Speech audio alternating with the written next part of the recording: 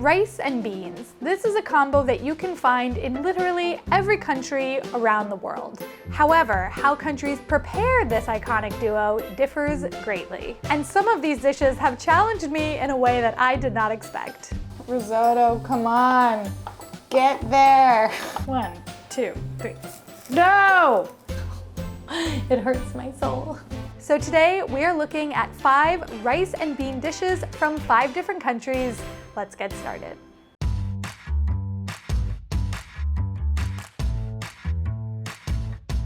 Hi Beryl, my name is Edvilma. I'm originally from Brazil, from the state of Paraíba, but now I live in Sweden. The dish I would like to share is called Baião de Dois. It's a rice and beans dish made with field peas and any kind of rice. The name roughly translates for a dance for two. Baião is a regional dance we have in the northeast of Brazil. This dish, it's very filling dish, it's salty, it's creamy, and it's very delicious. The field peas grow best in the warm climate we have in northeast.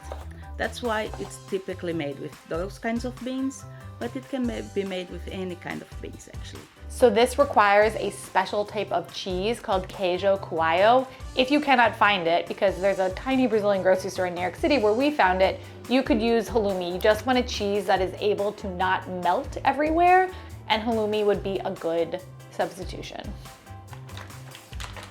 Oh, they come apart. Oh, cool. That's fun. Man, I want to like wrap this in batter and deep fry it now. It can be a very simple dish where you just reuse the beans you cooked the day before. They have a little hole in them from the stick. Why is that funny to me? I don't know. And add some rice, maybe an egg, and you call it a day. So this is a particular type of Brazilian sausage. They're fully cooked pork with a bunch of spices in them. It smells really good. I kind of want to just taste one. Tastes like a pork sausage. More of a mild flavor. I think it'll be good in the rice though. It can be a very elaborate dish made with cream cheese, which is a kind of white cheese, kind of in the style of halloumi, called queijo coalho, and some different kinds of meat. We can have dried meat called charque or a sun-dried meat called carne de sol. That's very delicious too. I have very good memories from this dish. My grandfather was a farmer and we would help him out when we were off school. With the planting, with the harvest, prepping the beans, taking the shells off.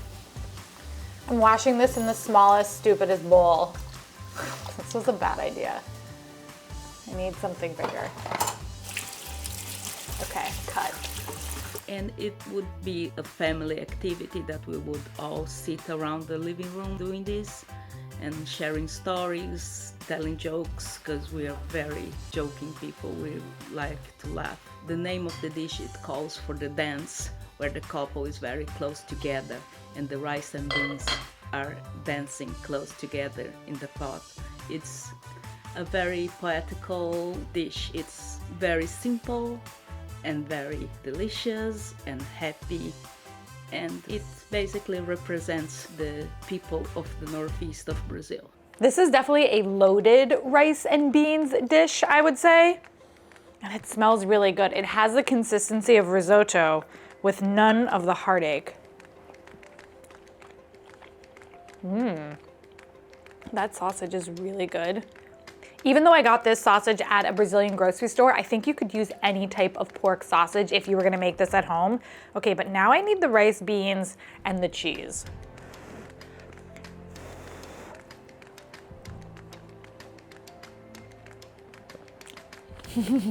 Whoa, that cheese has that squeaky texture because it's a type of cheese that doesn't really melt. So if you wanted to do this as well, halloumi would totally work.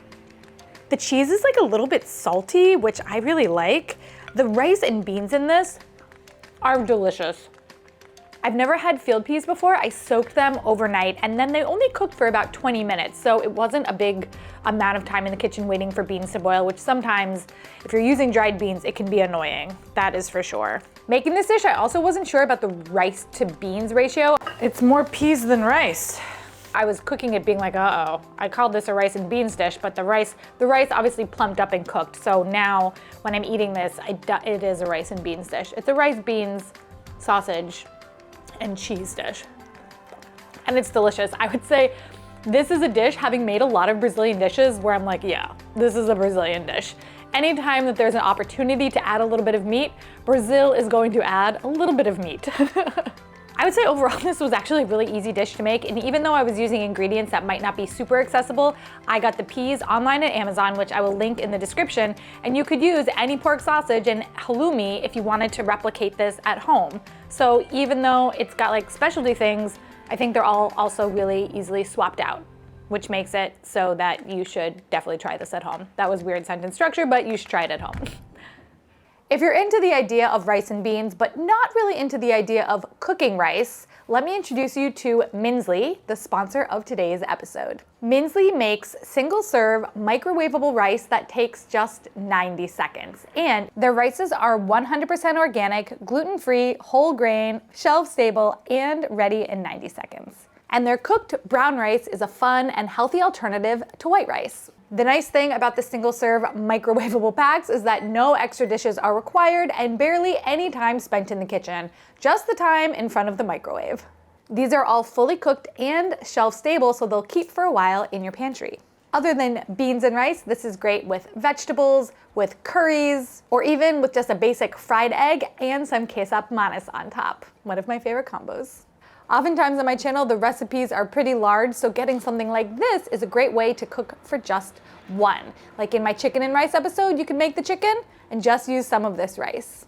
If you're looking for other ideas of what to do with rice, you can check out my rice toppings episode, which is perfect when you're cooking for one. So next time you're at your supermarket, look for Minsley's single-serve rice bowls with both white or brown rice options and make your cooking a whole lot easier.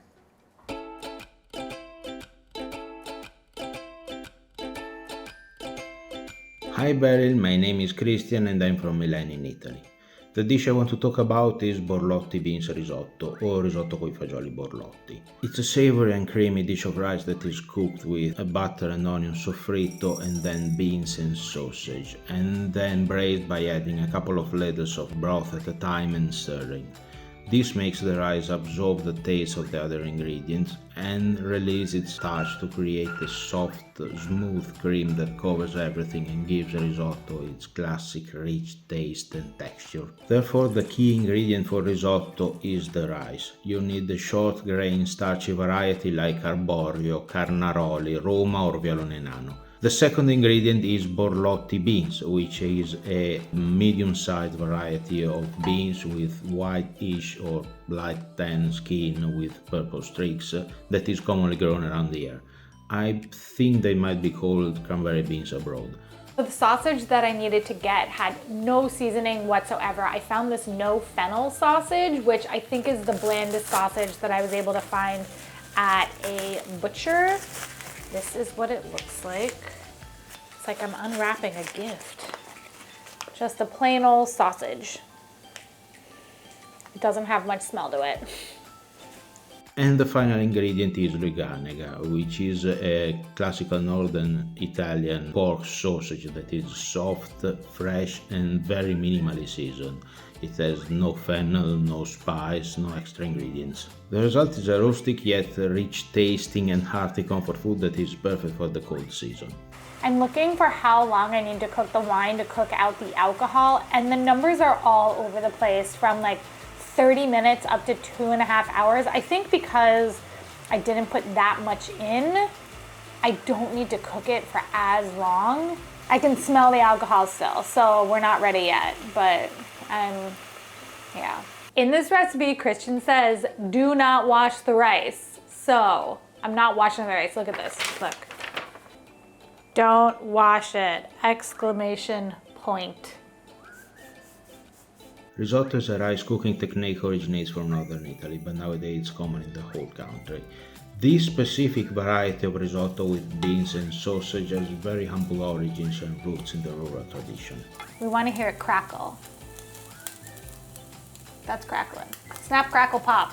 Before industrialization and mechanization of agriculture, rural people up here in the Po Valley in the north of Italy used to live and work in complexes that were called cascine. These were basically large farm complexes that were built to be mostly self-sustaining, with housing but also stables, barns, mills, workshops and cellars to cure food, and basically everything you'd need to farm the land, raise animals, and artisanally transform produce. Eating risotto, fun. Making risotto, so slow. And like a labor of love, and you really have to watch it, and you really just have to be present. So I definitely prefer being served risotto than making risotto. Please cook well. Oh my God, it's finally done. Glory be to risotto. It smells really good. Work was hard and very poorly paid, but workers had access to some benefits such as housing for the duration of their contract and then allotments that they could use as private vegetable garden, and often the salary was integrated with produce from the farm itself. So you end up with rice, which was common and abundant because here the north of Italy is a rice growing region. Beans, that were the sort of filling and nutritious legume you'd grow in your private veggie garden to integrate your diet, and sausages that were made to get the extra mile out of trimmings and offcuts that the cascina couldn't use otherwise or commercially sell. So add a bit of creativity and resourcefulness and you end up with the sort of recipe that every family does in one way or another. No greens allowed. This is hard. I'm the green queen. It hurts my soul.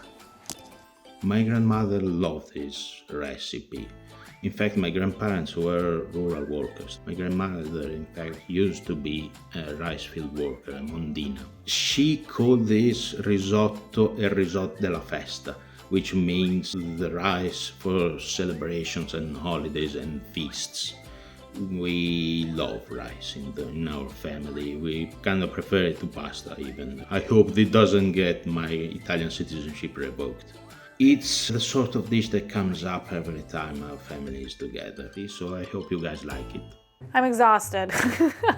Making risotto it takes a lot out of you. I've had these beans once before in my bean episode and I didn't love them, but I feel like they're cooked so differently this time. How could I?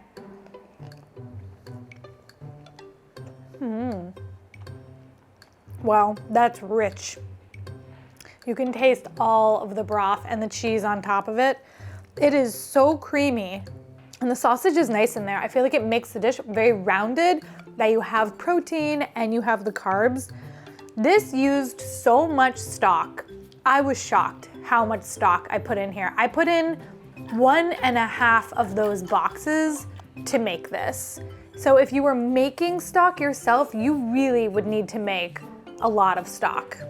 To get the exact unseasoned sausage was really difficult, so I think that the sausage had like salt and pepper in it, which to me is mostly unseasoned, so it didn't have anything else making it zhuzhed up. So I kind of feel like that was okay.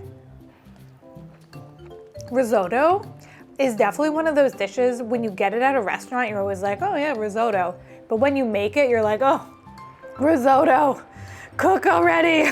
Risotto, come on, get there. So long.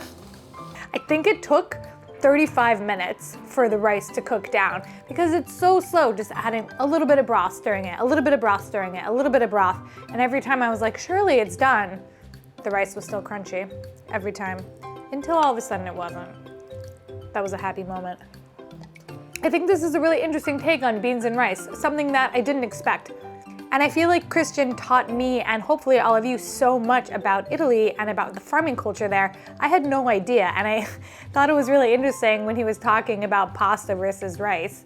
Don't worry, Cristian, I'm not taking away your Italian card. If you're somebody who likes risotto, this is an amazing risotto dish. I don't know if this is something that you could find in a restaurant, but if you have the willingness to make it yourself, I think that you should.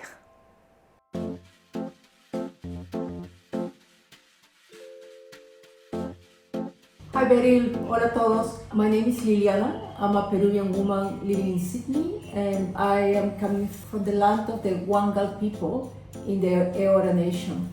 The dish I want to share with you is a Peruvian dish called Tacu. I haven't been able to find the etymology of the name. Some theories is that it comes from Africa.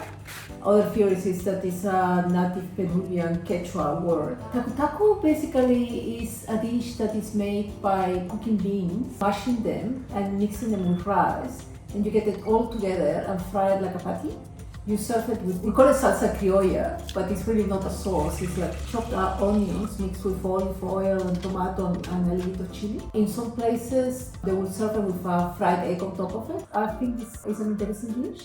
It's because it's a dish that probably originated with African slaves that were brought to Peru to work in the sugarcane plantations up north and also in the south of Peru. It was done with what they were left to eat, which a lot of times was some rice and some beans that were left over. It's a very hearty dish, but it's a very yummy dish. I was a very picky eater as a kid. I ate hardly anything. And this one was one of the few dishes that my grandmother knew I would eat. That ají amarillo has like, it's made it, Leia and I are both coughing. That was surprising. Also, hitting this with the potato masher is very satisfying. Oh my God, buyer beware. Sorry. It's a dish that for me brings me a lot of memories. It brings me memories of driving with my dad, all those long drives across the Peruvian desert. I went home this year basically to say goodbye to him because he was very sick. And we wanted to have lunch, and this is one of the dishes we had together. Let's just see. 1, 2, oh God, it's breaking. It fell apart, but I do feel like I'm close, and I have 3 more tries, so we're gonna try again.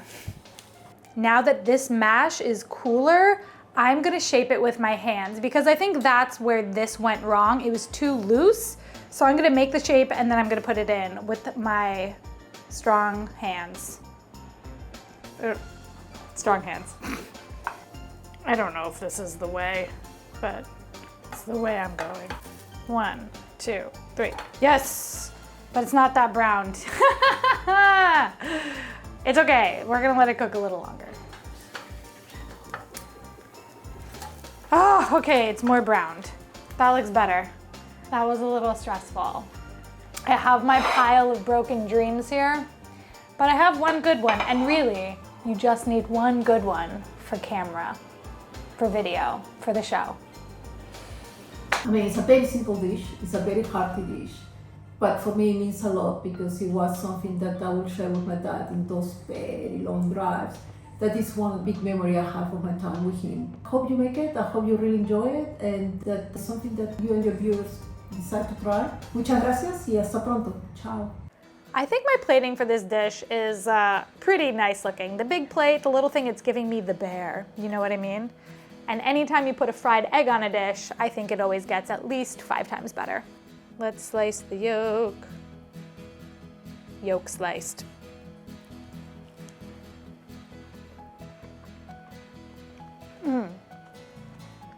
Liliana told me it was gonna be crunchy on the outside and soft on the inside, and it is crunchy on the outside and soft on the inside. Even though I had a lot of trouble flipping it, I think ultimately shaping it with my hands was the way for me to go. I don't think that is the traditional way to make this dish, but sometimes you have to improvise on the fly. This onion salad really reminds me of the onion salad that I made from Paraguay in my onion episode. When you're gonna eat raw onions like this, soaking them in cold water for at least an hour is really helpful in getting rid of a lot of the bite. So if you wanna try making it, soak it for an hour at least. The longer you soak it, the less bitey they're gonna be. You could even do it overnight. I'm gonna get like another complete bite here because it deserves it. There's so many elements to get onto one fork, but I think I did it.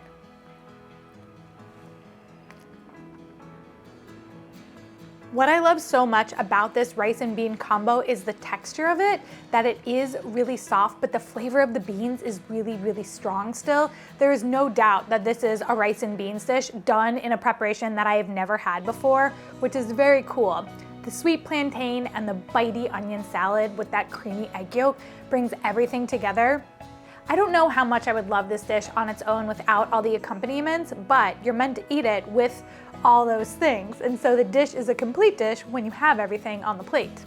I do think it was easy to make. It was just hard to flip, but that's, a learning curve because I'm making this for my first time on camera. But mashing everything was really fun. This is fun. And seeing it all come together was really fun. This was a totally different dish than I've ever had, and I totally enjoyed it. I also want to quickly mention the artist behind me. If you are a fan of Over the Garden Wall, you might recognize Mr. Frog over here. It was painted by a woman named Amelia, and all of her information is on my website and in the description if you want to see more of her work.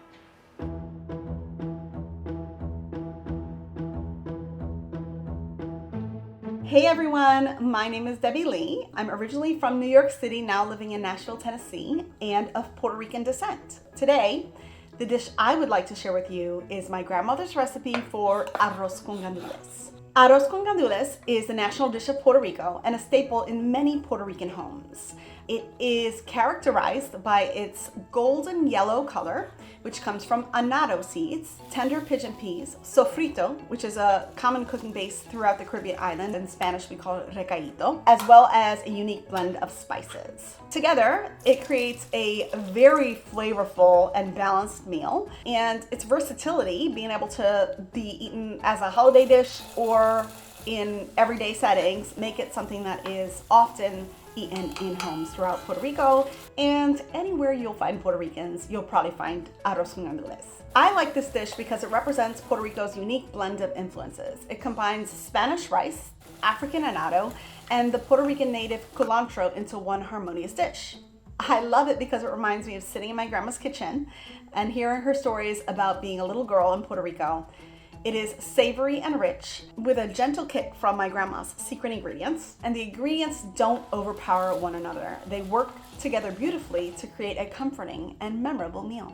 I have both of Debilee's grandmother's secret ingredients, the coconut milk and the hot sauce, which I will link on Amazon for everybody. First one going in. This dish has been, in my family, a very well-guarded recipe. While you can probably go online and Google recipes for arroz con gandules, my grandma's recipe in particular has two secret ingredients, which are, don't tell anybody, they are coconut milk and pique, Puerto Rican hot sauce, which just transform the dish from the savory and deliciousness that it is to even a higher level of richness and flavor. And that's been a safely guarded secret for most of my life. Debilee's grandmother's recipe, hard to get off the tongue, says you can either use broth or water. I have a little bit of extra broth, so I'm going to use this and then water, but cooking rice in broth is always superior, in my opinion. My grandma made it every single Thanksgiving. I remember us having a house full of people eating arroz con gandules in her house. That was like the highlight. And the smell of cooking it just takes me right back to her kitchen as a child. Last year, she finally shared the recipe with me after a very long time of asking so that I could make it for an international festival in my community. It just felt like I was sharing home with every single person and inviting them into my home. It was an honor to share that piece of my family's history with others. While rice and beans are humble ingredients, this dish is far from basic. It transforms ingredients from 3 continents, Africa, Spain, Central America, into something that's extraordinary. It's more than just food. It is a story of history, culture, and connection that is passed through generations and shared with others as an act of love. I love that we have Debilee's grandmother's secret recipe showing up here for all of us to try. I'm getting a bite with one of these olives because I love an olive. Oh, that was a big bite. Ooh, there is so much flavor in this, and you can definitely taste the hot sauce giving it a little bit of kick. I love this so much. The beans and the rice are such a great combo in this. Even though they're both soft, there's still a little bit of texture on the beans, so they pop a little bit in your mouth. The chorizo and the olives and the sofrito, and the coconut milk, there's so much going on here. This is not some basic beans and rice that you get on the side. This is a whole meal within itself. You have that sweetness of the plantain with the spiciness of the beans and rice. Yum, yum, yum, yum. I'm going for one more olive. It's festive. The whole dish feels festive. It's lively. It's delicious. It was easy to make. All of it went in one pot. The only problem I had was serving it, and I just kept spilling it everywhere. Gah! I am dropping this everywhere. One tip from the kitchen is if you are using coconut milk, you need to shake it, because I forgot to do it. Always shake your coconut milk, kids. Don't be like me, because now I'm annoyed and it's probably gonna spill everywhere. Always shake your coconut milk. We're almost there. This is definitely rice and beans at a new level.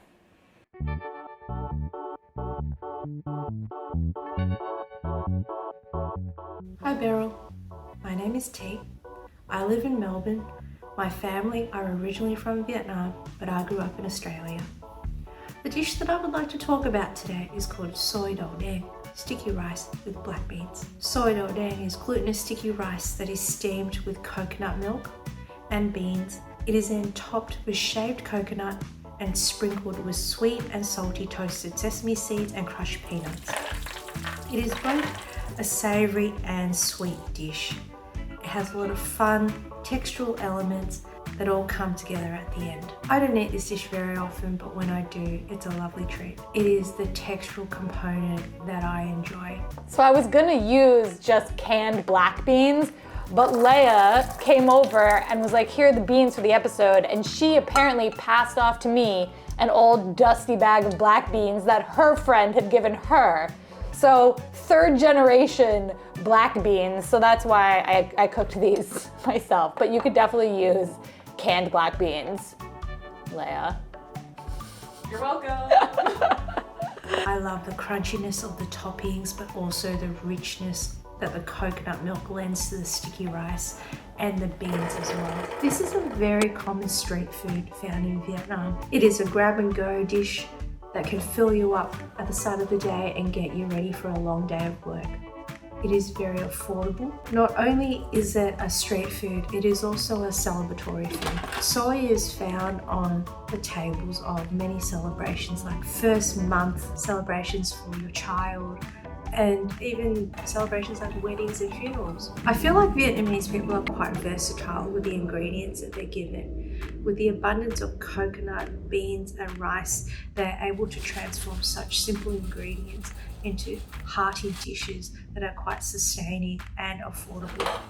More recently, this dish has become special in our household.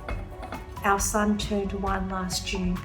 He unfortunately has a few allergies, so my mum made him a sticky rice cake with different colours and different flavours, and one of those being Xoi Dau Den.